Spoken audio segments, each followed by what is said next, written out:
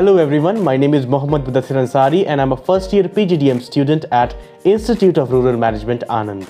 And today I'll be sharing with you guys some of the problems that I faced during my CAD examination, how I tackled it and how it eventually bare the fruit that I was aiming for. The first problem which I encountered was the panic button, and it was the most problematic thing that I ever encountered in any of the entrance examination that I gave during the particular time span.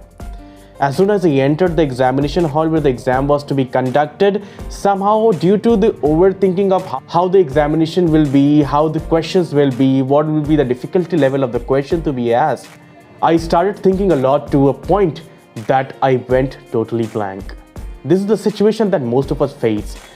And the best way to tackle this problem is to reach your examination center at least half an hour early. It makes you accustomed to the environment, to the air, to the whole aura that the examination center has. You adopt it, you absorb it, and your panic button doesn't get switched on. Because when we're in a hurry, it's most likely that things might go wrong. Problem number 2 that generally people do not address is people in a hurry tend to not get their admit card printed in time.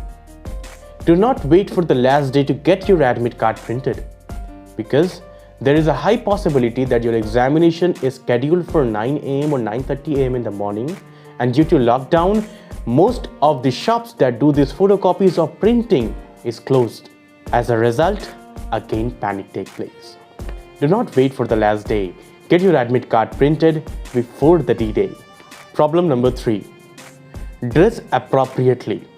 It will be clearly mentioned in the instruction of the admit card what you can wear and what you cannot. Do not argue at the examination center that you were not informed. This is an excuse that they won't tolerate, and ultimately you have to abide by the rule that has been set by them. As a result, your mood might get spoiled, and that might reflect in your examination paper. Last but surely not the least, do not be in a hurry while attempting your examination. Do not be in a hurry that you have to solve all the questions that is in the examination. No. Follow a simple rule. First of all, solve as many questions in the particular section that is required to overcome the threshold necessary for you to get into the prestigious B school that you have aimed for. Do not mark your answers randomly. Do not do your questions on the mercy of God. The question paper is on the mercy of you and your judicious decision. Concluding this talk, a piece of advice to everyone who's attempting the CAT for the very first time. Always remember, if the question paper is hard, it is hard for everybody. If the question paper is easy, it is easy for everybody. Okay?